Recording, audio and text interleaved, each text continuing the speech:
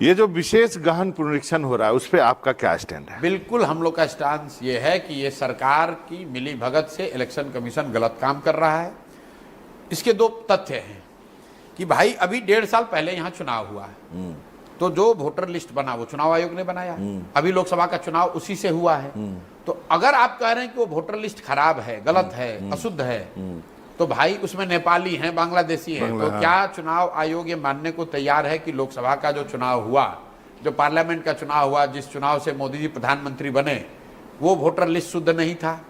अगर आप ये कह रहे हैं कि लोकसभा चुनाव के बाद लोग आ गए नेपाल से, बांग्लादेश से, तो लोकसभा चुनाव के बाद बिहार में देश में सरकार किसकी है? वो भाजपा और नीतीश की है।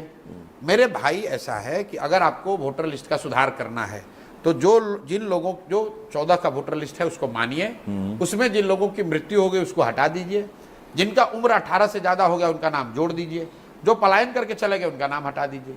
इसके आगे अगर आप कुछ कर रहे हैं तो निश्चित तौर पर वो सरकार की आप मदद करने की कोशिश कर रहे हैं। ये हो क्यों रहा है ये समझिए। ये हो इसलिए रहा है कि जो मैं आपको बार बार आंकड़ा दे रहा हूं कि 60% से ज्यादा लोग बिहार में बदलाव चाहते हैं, और उसमें सबसे बड़ा वर्ग है प्रवासी बिहारियों का, जो लोग बिहार से बाहर गए हैं। ज्यादातर लोग दिवाली में, छठ में यहाँ वापस आएंगे। अब सरकार घबराई हुई है कि ये लोग आएंगे तो ये सब एनडीए के खिलाफ वोट देंगे, उनका नाम किसी तरह काटा जाए, उनको वोट देने का अधिकार न हो, क्योंकि वो आदमी अभी बॉम्बे से, कोयम्बटूर से, गुजरात से आकर अपना नाम रिवाइज नहीं करा सकता है।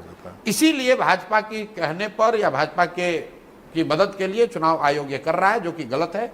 लेकिन चुनाव आयोग बिहार के लोगों को इतना नहीं जानता है जितना बिहार के लोग समझते हैं। बिहार के लोग बहुत राजनीतिक लोग हैं, ये मानने वाले लोग नहीं है। हर हालत में हर व्यक्ति अपना नाम उसमें जुड़वा लेगा।